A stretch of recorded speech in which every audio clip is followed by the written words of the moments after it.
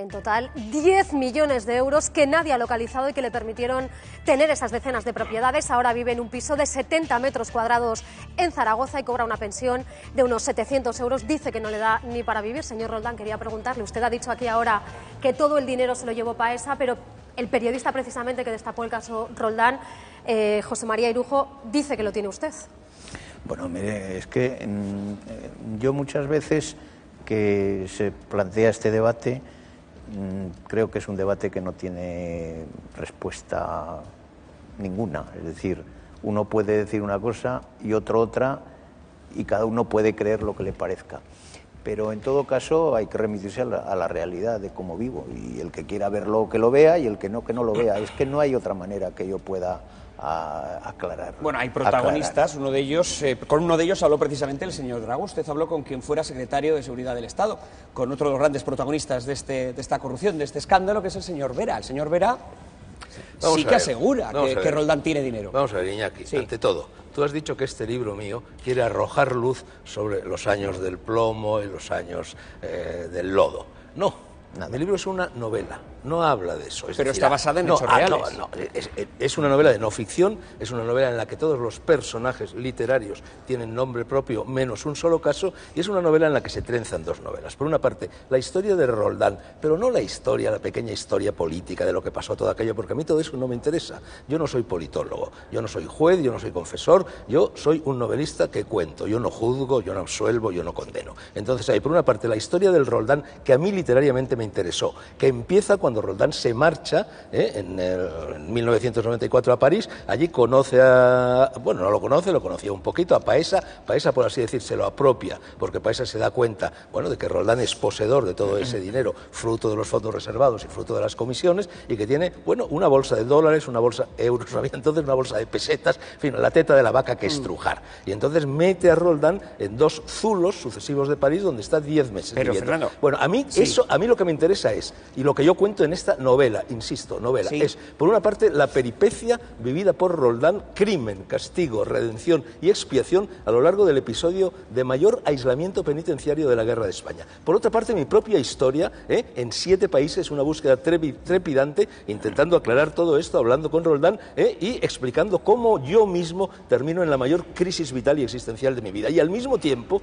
bueno, una reflexión sobre el origen del mal y una reflexión de cómo el poder y el dinero corrompen inexorablemente a quienes se van hacia él. Entonces, a través de esta novela, por las rendijas se van filtrando algunas de estas cosas. Pero una cuestión, tú lo que nos quieres decir a través de la novela es que cualquiera con el cebo suficientemente goloso puede convertirse en un Luis Roldán. Bueno, hombre, evidentemente Luis Roldán no es un delincuente congénito. Luis Roldán era un señor normal de Zaragoza que inició una carrera política en un momento en que era muy fácil hacer carrera política. El Partido Socialista, cuando van a las elecciones, no tenía cuadro. En fin, inicia todo, se convierte en delegado del gobierno en Navarra en años durísimos, y en aquella época el gobierno español decide pagar unos sobresueldos fundamentalmente a los generales, no sé, a los jueces. Bueno, en el libro pone que esto ya vería de UCD, lo dice el propio señor Roldán. Bueno, siempre mira, a mí me lo cuenta Julio Feo, por ejemplo, en este libro, porque yo para este libro hablo con Rafael Vera, hablo con Antonio Asunción, hablo con Cristina Alberdi, hablo con Julio Feo, hablo con Alberto Perote, hablo con un montón de gente. Entonces Julio Feo me contó cómo empezó lo de los fondos reservados. Lo de los fondos reservados empezó efectivamente en la época de UCD, seguramente en la época de Franco también se practicaba, ¿no?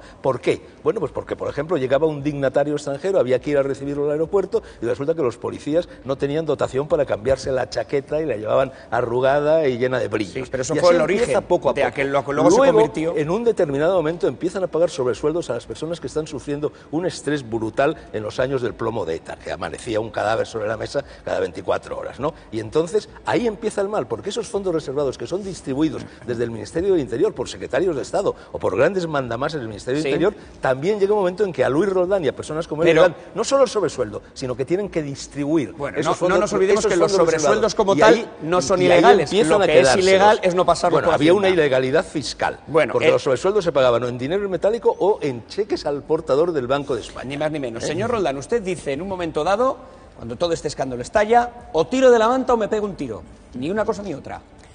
Sí, claro que yo en esa entrevista estoy hablando, hago referencia a una conversación que había tenido con el entonces ministro Asunción, porque la única preocupación que tenían entonces era únicamente que no trascendiera el tema de los fondos reservados. Es decir, que me lo comiese yo solo, así de claro. Y así me lo dicen, ¿no? Esto y tal, incluso me llegan a decir, es que diremos lo contrario y te achicharraremos. Eso me lo dicen en una comida. No reaccionó, no dijo, pues voy a contar la verdad. Sí, claro que reacciono, y cuando saco un talón que es nominativo, esto no es una escena en el Ministerio. Antes de todo esto se quedan helados y dicen, no, pero esto no se puede hablar, no sé qué, no sé cuánto. Y después, cuando yo me voy a celebrar un aniversario de boda a París y se monta toda esta historia de mi huida, porque hay que recordar que cuando yo estoy en París, alguien ha dicho que si no tenía vigilancia, es que no había abiertas ningún procedimiento judicial contra mí. O sea, mientras usted está en París y decide no volver a España. Un procedimiento Enciende judicial. la tele en Euronews y ve que se ha armado la de Dios mientras él estaba allí. No había más que unas diligencias como consecuencia de una denuncia del señor Ruiz Mateos, y no había nada más, y punto. Y me encuentro con aquello, y yo hablo un par de veces con el ministro Asunción, y pues no te sofoques, no te subes, no tal, y al final me dicen, ven, que vamos a pagar la fianza, que será de 5 millones, que te pagaremos el abogado. Y claro, yo me irrito, y es cuando digo, bueno, ¿de qué van? Y cuando sucede la entrevista y ya luego, claro, yo claro que tiro de la manta. Pero a mí me gustaría decirte algo a propósito de tirar de la manta. Claro. Porque es verdad que Roldán en aquel momento no tira de la manta del todo, en parte sí, porque por ejemplo con el informe Crillon y con una serie de cosas, entre otros efectos, evita que Narcís Serra, que quería ser jefe del gobierno, llegue a ser jefe del gobierno.